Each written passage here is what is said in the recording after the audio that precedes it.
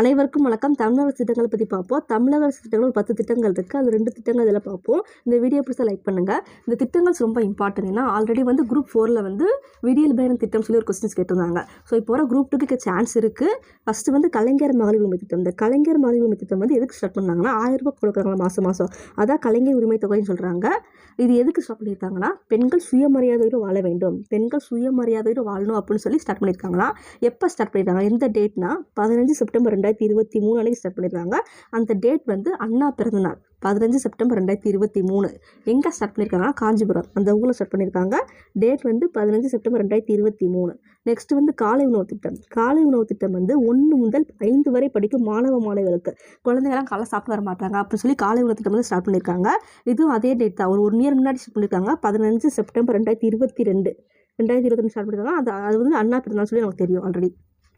இது எங்கே ஸ்டார்ட் பண்ணியிருக்காங்கன்னா மதுரை சிம்மக்கல்ல ஆதிமூலம் தொடக்கப்பள்ளி. சிம்மக்கல்ல ஆதிமூலம் தொடக்கப்பள்ளி ஸ்கூல் இருக்கா, அங்கே தான் ஸ்டார்ட் பண்ணியிருக்காங்க. ஏதாச்சும் டவுட் இருந்துச்சுன்னா கமெண்ட் பண்ணுங்கள். Thank you friends.